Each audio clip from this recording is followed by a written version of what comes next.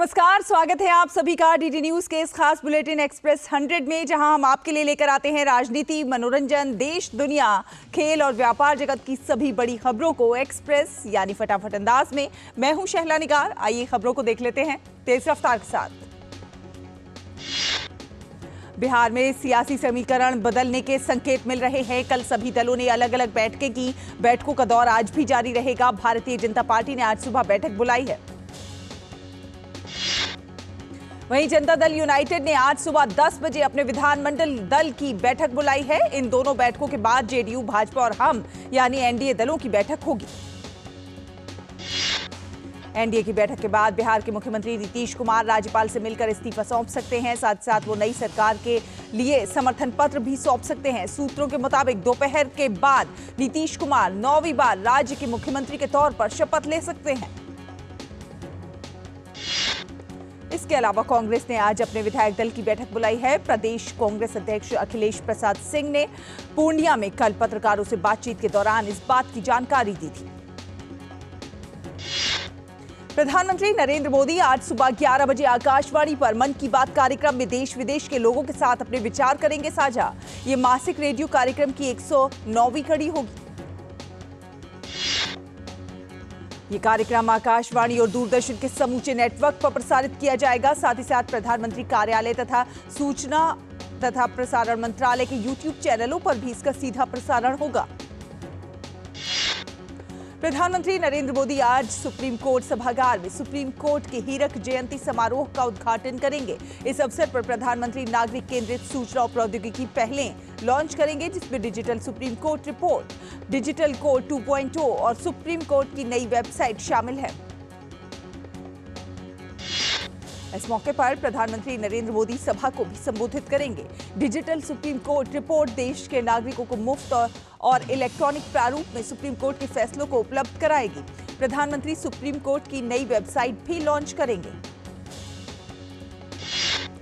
छात्रों के साथ प्रधानमंत्री नरेंद्र मोदी के संवाद कार्यक्रम परीक्षा पे चर्चा का आयोजन सोमवार 29 जनवरी को होगा। नई दिल्ली के भारत मंडपम में आयोजित होने वाले इस कार्यक्रम में प्रधानमंत्री छात्रों के अलावा शिक्षकों और अभिभावकों के साथ भी संवाद करेंगे। छात्रों को कार्यक्रम के जरिए प्रधानमंत्री को सुनने का बेसब्री से है इंतजार। उनका मानना है कि परीक्षा पे चर्चा कार्यक्रम में प्रधानमंत्री की बातों से उन्हें काफी मिलती है प्रेरणा, जो उनकी जिंदगी में सकारात्मक बदलाव लाने में मददगार साबित होती है। इस बार परीक्षा पे चर्चा कार्यक्रम के लिए रिकॉर्ड संख्या में छात्रों, शिक्षकों और अभिभावकों ने पंजीकरण कराया। 2018 में शुरू हुआ परीक्षा पे चर्चा कार्यक्रम देश भर के छात्रों के बीच बेहद लोकप्रिय है। कार्यक्रम के जरिए प्रधानमंत्री नरेंद्र मोदी छात्रों को परीक्षा के तनाव से बेहतर तरीके से निपटने के गुर बताते हैं। पिछले साल परीक्षा पर चर्चा कार्यक्रम के दौरान प्रधानमंत्री नरेंद्र मोदी ने हरियाणा के अंबाला के केंद्रीय विद्यालय की छात्रा इशिता की कलात्मक प्रस्तुति को काफी सराहा था। इशिता के अनुसार प्रधानमंत्री नरेंद्र मोदी ने उनकी पेंटिंग पर जो ट्वीट किया वो सपने जैसा है। इशिता ने अपनी इस कामयाबी का श्रेय अपने स्कूल के अध्यापकों को दिया और कहा कि अध्यापकों की प्रेरणा से वो ये पेंटिंग बनाने में कामयाब रही हैं। साथ ही साथ कहा कि कार्यक्रम बच्चों में नई ऊर्जा लाता है। प्रधानमंत्री नरेंद्र मोदी ने कल नई दिल्ली में वार्षिक एनसीसी पीएम रैली में हिस्सा लिया। इस दौरान प्रधानमंत्री नरेंद्र मोदी को एनसीसी के कैडेटों ने सलामी दी।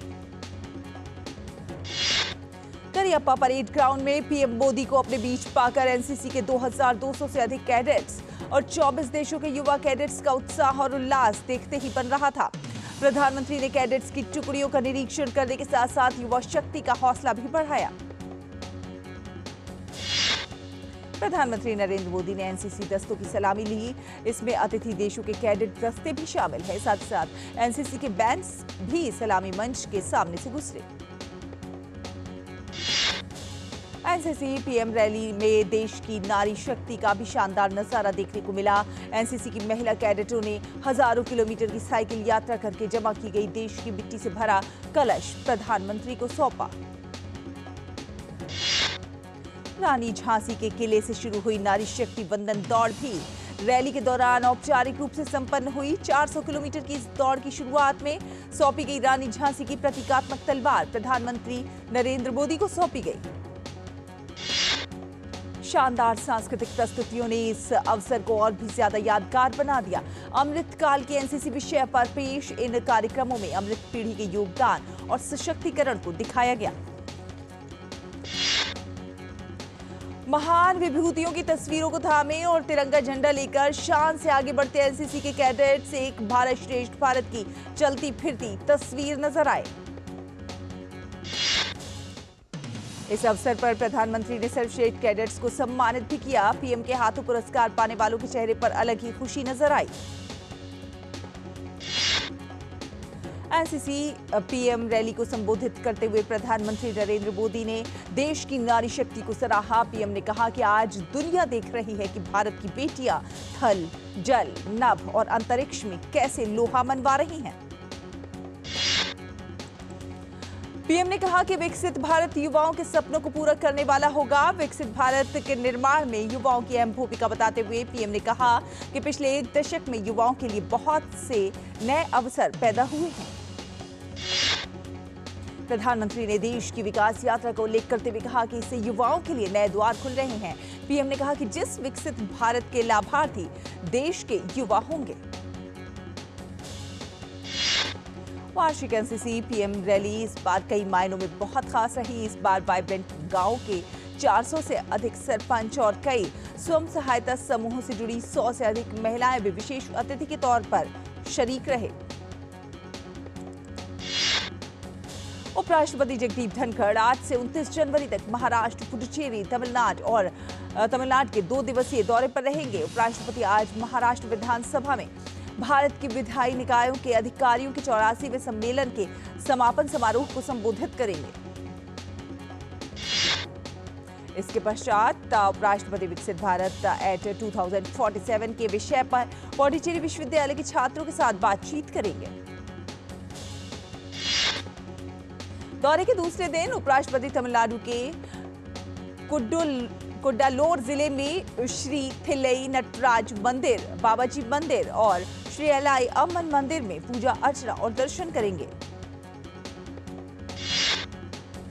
भारतीय जनता पार्टी लोकसभा चुनाव को लेकर हर स्तर पर तैयारियों में जुट गई है। भाजपा ने लोकसभा चुनाव के लिए 23 राज्यों में प्रदेश चुनाव प्रभारी और सह चुनाव प्रभारी की सूची जारी कर दी। भाजपा ने उत्तर प्रदेश में बैजयंत पांडा, बिहार में विनोद तावड़े तो वहीं पश्चिम बंगाल में मंगल पांडे को चुनाव प्रभारी बनाया है, जबकि ये सह चुनाव प्रभारी की जिम्मेदारी अमित मालवीय, आशा लकड़ा को सौंपी गई है। वहीं केरल में प्रकाश जावड़ेकर, कर्नाटक में राधा मोहन दास को प्रभारी बनाया गया है। बाबा साहेब भीमराव अंबेडकर पर कांग्रेस नेता सैम पित्रोदा के एक्स संदेश को लेकर बहुजन समाज पार्टी हमलावर है। बसपा सांसद मलूक नागर का कहना है कि कांग्रेस का जिस तरह का रवैया है, इससे कांग्रेस कहीं की नहीं बचेगी। केरल के कोल्लम में एसएफआई के कार्यकर्ताओं ने केरल राज्यपाल आरिफ मोहम्मद खान को काले झंडे दिखाकर विरोध प्रदर्शन किया। केरल के राज्यपाल आरिफ मोहम्मद खान कोल्लम में एसएफआई कार्यकर्ताओं द्वारा काले झंडे दिखाने और विरोध प्रदर्शन करने के खिलाफ धरने पर बैठ गए। आरिफ मोहम्मद खान सुरक्षा में नाकामी का हवाला देते हुए धरने पर बैठे। भाजपा नेता ऋतुराज सिन्हा ने राहुल गांधी पर हमला बोला है। ऋतुराज सिन्हा ने कहा कि राहुल गांधी की भारत जोड़ो यात्रा शुरू होने के बाद से इंडी गठबंधन का केवल नुकसान हुआ है। भाजपा नेता हरीश खुराना ने दिल्ली की मंत्री आतिशी की सरकार गिराने के आरोप पर कहा कि आम आदमी पार्टी आरोप लगाएगी लेकिन सबूत नहीं दिखाएगी। साथ ही साथ उन्होंने कहा कि केजरीवाल ईडी के सवालों के जवाब नहीं दे रहे हैं, कानून से भाग रहे हैं। भाजपा के राष्ट्रीय उपाध्यक्ष दिलीप घोष ने इंडी गठबंधन पर कहा कि गठबंधन को एक एक करके सब दल छोड़ते जा रहे हैं। साथ ही साथ उन्होंने ये भी कहा कि पश्चिम बंगाल में लोकसभा चुनाव में इस बार टीएमसी हाफ और कांग्रेस साफ हो जाएगी। महाराष्ट्र में मराठा आरक्षण के लिए आंदोलन करने वाले मनोज जरांगे पाटिल ने अपनी भूख हड़ताल खत्म कर दी है। महाराष्ट्र सरकार की उनकी मांगे मान लेने के बाद मुख्यमंत्री एकनाथ शिंदे ने उन्हें जूस का गिलास दिया, जिसके बाद जरांगे ने अपनी भूख हड़ताल खत्म कर दी। मुख्यमंत्री एकनाथ शिंदे की महायुति सरकार ने मराठा आरक्षण के मामले में मनोज जरांगे की सभी मांगों को मंजूर कर लिया है और इस संबंध में एक अध्यादेश भी जारी किया है। महाराष्ट्र के मुख्यमंत्री एकनाथ शिंदे और मराठा आरक्षण कार्यकर्ता महेश जरांगे पाटिल ने नवी मुंबई में छत्रपति शिवाजी महाराज की प्रतिमा पर माल्यार्पण किया। जरांगे पाटिल ने राज्य सरकार द्वारा उनकी मांगे माने जाने के बाद अपना अनशन समाप्त करने की घोषणा की। फिलहाल रुकेंगे एक छोटे से ब्रेक के लिए। ब्रेक के उस पार खबरों का ये सफर जारी रहेगा। आप देखते रहिए एक्सप्रेस 100।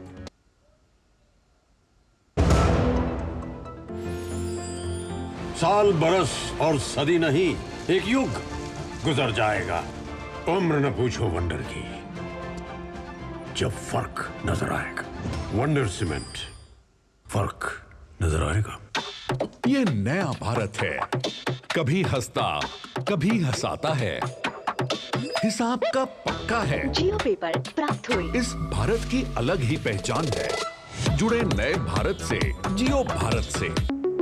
मेरा काम वाइंडिंग का है, रिपेयरिंग का करता हूँ, मजदूरी का लाइन है। अब आज तो मेरा शरीर काम कर रहा है, कल मेरा शरीर नहीं काम करेगा तो मुझे कौन सपोर्ट करेगा? पेंशन नहीं है तो जीवन नहीं है। फिर ये ऐसा है जैसे शरीर के अंदर खून का होना, अगर खून नहीं है तो शरीर बेकार है। एनपीएस में जो मेरी आमदनी है उसमें मैं थोड़ा थोड़ा जमा कर लेता हूँ और मुझे पूरा यकीन भी है कि मेरा बुढ़ापा सही कटेगा पेंशन के थ्रू। अपने बेहतर कल को सुनिश्चित करने के लिए एनपीएस जरूरी है। ब्रेक के बाद स्वागत है। आप देख रहे हैं एक्सप्रेस 100। रुक करते हैं कुछ अन्य खबरों का। अयोध्या धाम में रामलला के दर्शन करने के लिए भक्तों का तांता लगा हुआ है। ठंड के बावजूद सुबह से ही श्रद्धालुओं का सैलाब देखने को मिलता है। देश के कोने कोने से लोग अयोध्या धाम पहुंच रहे हैं। अयोध्या धाम भक्ति में उत्साह की लहर से गूंज रहा है। अयोध्या जोन के आईजी प्रवीण कुमार ने कहा कि भारी संख्या में श्रद्धालु यहां पर पहुंच रहे हैं। उन्होंने कहा प्रशासन सभी प्रकार की व्यवस्थाएं सुनिश्चित कर रही है। शुक्रवार को भी 3 लाख से अधिक श्रद्धालुओं ने रामलला के दर्शन किए हैं। कश्मीर के ऊंचे इलाकों में हल्की बारिश और बर्फबारी हुई है, जिससे क्षेत्र में लंबे समय से जारी शुष्क दौर समाप्त हो गया है। मौसम विभाग ने 3 फरवरी तक बारिश और बर्फबारी की संभावना व्यक्त की है। बर्फ जमा होने के कारण मुगल रोड जो जम्मू संभाग के पुंछ और राजौरी जिलों को दक्षिण कश्मीर के शोपियां जिले से जोड़ता है और श्रीनगर लेह राजमार्ग को शनिवार को बंद करना पड़ा। एक यातायात अधिकारी के अनुसार बर्फ जमा होने के कारण दोनों राजमार्ग बंद करने पड़े। यस बैंक ने 2023-24 की अक्टूबर-दिसंबर तिमाही के लिए अपने नतीजों का ऐलान कर दिया है। यस बैंक का नेट प्रॉफिट 349.7% बढ़कर 231.6 करोड़ रुपए हुआ। भारतीय रियल एस्टेट में विदेशी निवेशकों से धन प्रवाह 2023 में 30% घटकर 2.73 अरब डॉलर रह गया है। हालांकि घरेलू निवेशकों से ये प्रवाह 2 गुने से अधिक बढ़कर 1.51 अरब डॉलर हो गया। Small cap defence company Jain technologies limited ने दिसंबर 2023 में समाप्त तिमाही के नतीजे जारी कर दिए हैं। वित्त वर्ष 2023-24 की तीसरी तिमाही में कंपनी का मुनाफा बढ़कर 30.6 करोड़ रुपए हो। घरेलू विमानन कंपनी आकाशा एयर और इंजन विनिर्माता CFM इंटरनेशनल ने एक समझौते की घोषणा की। इसके तहत आकाशा एयर अपने 150 बोइंग 737 मैक्स विमानों के लिए 300 से अधिक CFM लीप 1B इंजन खरीदने की योजना बनाई। ई कॉमर्स कंपनी फ्लिपकार्ट के को फाउंडर बिन्नी बंसल ने कंपनी के बोर्ड से इस्तीफा दे दिया है। इस बात की जानकारी बिन्नी बंसल और फ्लिपकार्ट दोनों ने दी है। भारतीय रिजर्व बैंक द्वारा जारी लेटेस्ट आंकड़ों से पता चलता है कि 19 जनवरी 2023 को समाप्त सप्ताह में भारत का विदेशी मुद्रा भंडार 2.795 बिलियन अमेरिकी डॉलर घटकर 616.143 बिलियन अमेरिकी डॉलर हो गया। अडानी समूह की सीमेंट कंपनी सांघी इंडस्ट्रीज ने दिसंबर तिमाही के नतीजे जारी कर दिए हैं। इसका तिमाही में कंपनी का घाटा बढ़ा है। सप्ताह के आखिरी कारोबारी दिन ड्रोन बनाने वाली कंपनी ज़ेनटेक के शेयरों में जबरदस्त तेजी देखी गई। ये शेयर ट्रेडिंग के दौरान 3% चढ़कर 729 रुपए के भाव पर पहुंच गए। ONDT इंडिया लिमिटेड के शेयर पर 30 रुपए का डिविडेंड देने का ऐलान किया गया है, जिसके लिए तय रिकॉर्ड डेट में अब ज्यादा दिन का समय नहीं बचा है। शेयर बाजार में पिछले एक साल के दौरान 50% से की तेजी देखने को मिली है।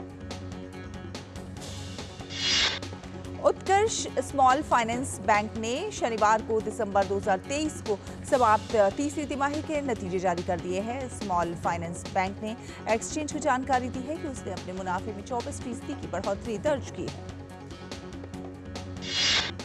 Electric bus maker company Olectra green tech limited ने दिसंबर तिमाही के नतीजे जारी कर दिए हैं। इस तिमाही में कंपनी का नेट प्रॉफिट 78% बढ़कर 27.2 करोड़ रुपए पर पहुंच गया।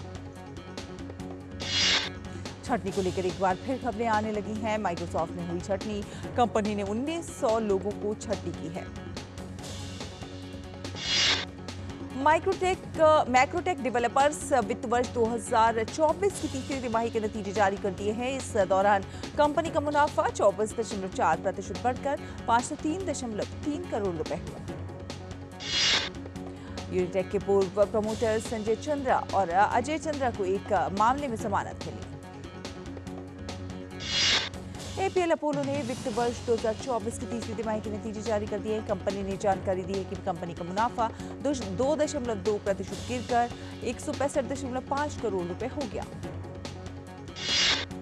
अमेरिकी ब्रिटिश समुद्री गठबंधन ने यमन के लाल सागर बंदरगाह शहर होदेइदा में हूती ठिकानों पर 2 हमले किए हैं। इससे पहले हूती ने अदन की खाड़ी में एक ब्रिटिश तेल टैंकर पर हमला किया था।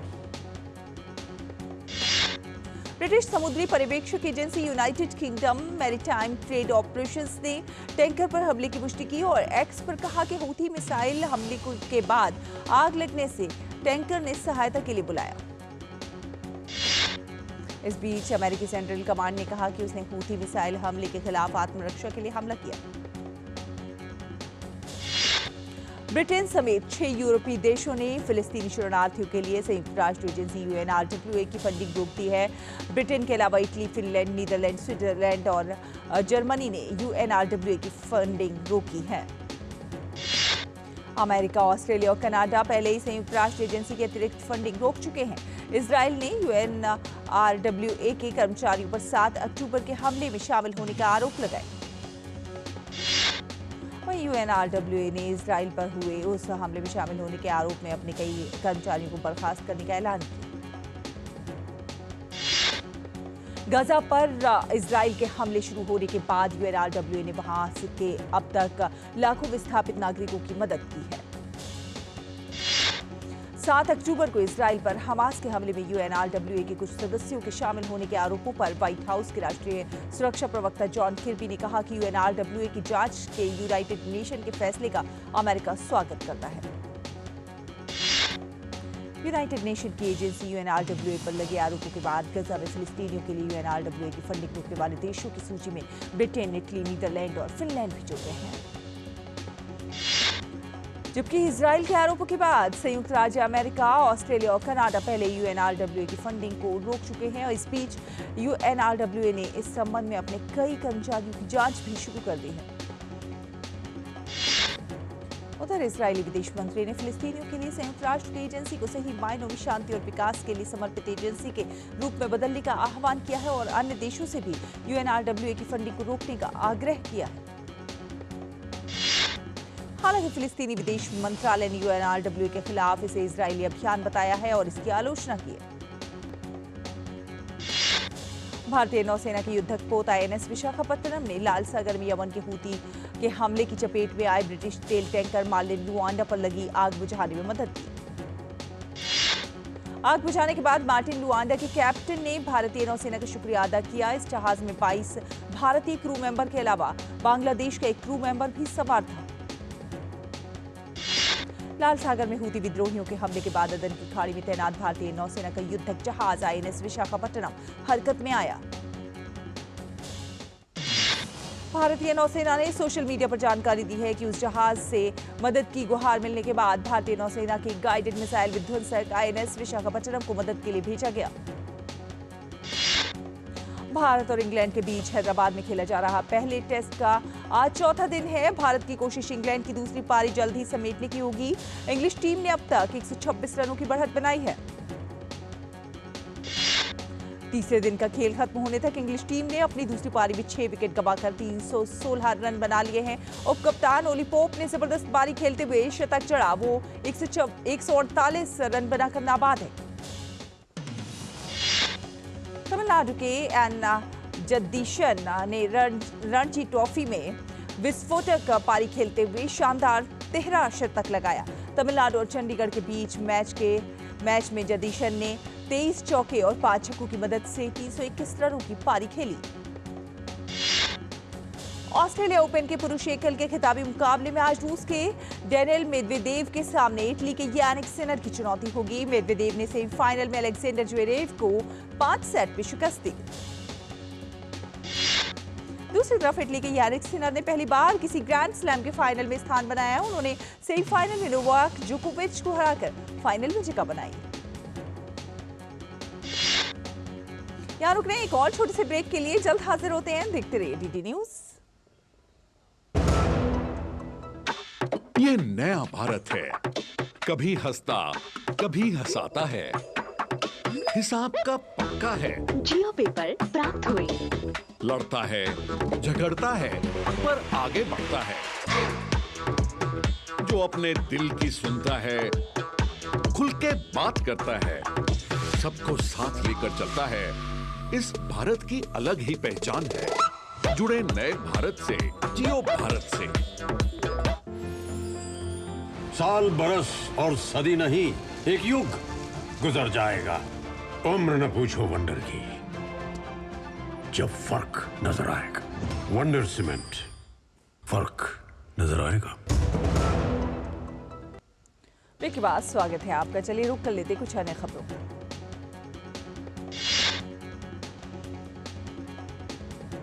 भारत के रोहन बोपन्ना और उनके ऑस्ट्रेलियाई जोड़ीदार मैथ्यू एबडन की जोड़ी ने ऑस्ट्रेलियन ओपन के पुरुष युगल का खिताब जीतकर इतिहास रच दिया है।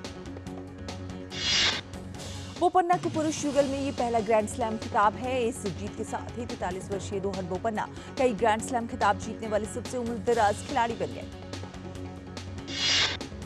बेलारूस की एरिना सबालेंका ने ऑस्ट्रेलियन ओपन में महिला एकल का खिताब जीत लिया। दूसरी वरीयता प्राप्त सबालेंका ने लगातार दूसरी बार ऑस्ट्रेलियन ओपन का खिताब जीता। सबालेंका ने प्रतियोगिता में एक भी सेट नहीं गंवाया। मिस्र के कायरा में हो रही निशानेबाजी विश्व कप में रिदम सांगवान और उज्जवल की जोड़ी ने 10 मीटर पिस्टल मिश्रित टीम स्पर्धा में स्वर्ण पदक जीतने में सफलता पाई। इससे पहले अर्जुन बबूता और सोनम उत्तम मस्कत की जोड़ी ने 10 मीटर एयर राइफल मिश्रित टीम स्पर्धा में रजत पदक हासिल किया। स्पेनिश क्लब बार्सिलोना के मैनेजर जावी हर्नांडेज ने इस सत्र के बाद क्लब छोड़ने की घोषणा कर दी है। वो नवंबर 2021 में क्लब के मैनेजर बने थे। रियल मैड्रिड ने स्पेनिश लीग में शीर्ष स्थान हासिल कर लिया है। शनिवार की देर रात खेले गए मुकाबले में रियल ने लास पाल्मास के खिलाफ एक गोल से पिछड़ने के बाद वापसी करते हुए मैच को 2-1 से अपने नाम किया। ला लीगा में ही बार्सिलोना को आश्चर्यजनक रूप से हार का सामना करना पड़ा। विलारियाल ने बार्सिलोना को 5-3 से हराने में सफलता पाई। नाइजीरिया ने अफ्रीका कप ऑफ नेशन के क्वार्टर फाइनल में स्थान बना लिया है। अंतिम 16 के मुकाबले में नाइजीरिया ने कैमरून को 2-0 से शिकस्त दी। कॉमेडी ड्रामा फिल्म खिचड़ी 2 मिशन पंथुकिस्तान सिनेमाघरों के बाद अब OTT पर धूम मचाने के लिए तैयार है। खिचड़ी 2 के डिजिटल प्रीमियर की घोषणा हो चुकी है। दिव्यांका त्रिपाठी की सीरीज दृश्यम का प्रोमो जारी हुआ। OTT प्लेटफॉर्म सोनी लिव ने अपने सोशल मीडिया हैंडल इंस्टाग्राम पर अदृश्यम द इनविजिबल हीरोज का प्रोमो शेयर किया। बिपाशा बासु फाइटर में करण सिंह ग्रोवर की परफॉर्मेंस की कायल हो गई हैं। फिल्म से करण का एक सीन शेयर करते हुए लिखा, ताज ने फिर मेरा दिल जीत लिया। दूसरे दिन फाइटर की कमाई में भारी उछाल। दूसरे दिन फाइटर ने बॉक्स ऑफिस पर 41.20 करोड़ रुपए का नेट कलेक्शन किया। कल शाम फिल्म फाइटर के सभी अभिनेता और फिल्म के निर्देशक सिद्धार्थ आनंद मुंबई के एक थिएटर में पहुंचे थे। ऋचा चड्ढा अली फजल की पहली production girls will be girls ने सनडांस फिल्म फेस्टिवल में बड़ी जीत हासिल की है। फिल्म ने 2 पुरस्कार जीते हैं। हर्षवर्धन राणे और एहान भट्ट स्टारर फिल्म दंगे का टीजर जारी। इस फिल्म का निर्देशन बिजॉय नाम्बियार के जरिए किया गया। Oscar nominated actor Dev Patel की अपकमिंग फिल्म मंकी मैन लंबे वक्त से सुर्खियां बटोर रही थी। इस बीच मंकी मैन का ट्रेलर भी रिलीज हो गया। मार्वल स्टूडियोज की फिल्म डेडपूल 3 को लेकर एक महत्वपूर्ण अपडेट सामने आया है। फिल्म की शूटिंग आखिरकार पूरी हो गई है। हॉलीवुड फिल्म रोड हाउस का ट्रेलर रिलीज हो गया है। जैक गिलेनहॉल ने एक पूर्व UFC middleweight fighter Elwood Dalton की भूमिका निभाई है। इसी के साथ एक्सप्रेस न्यूज में फिलहाल इतना ही। डीडी न्यूज पर खबरों का सफर लगातार जारी है। देखते रहिए डीडी न्यूज। नमस्कार।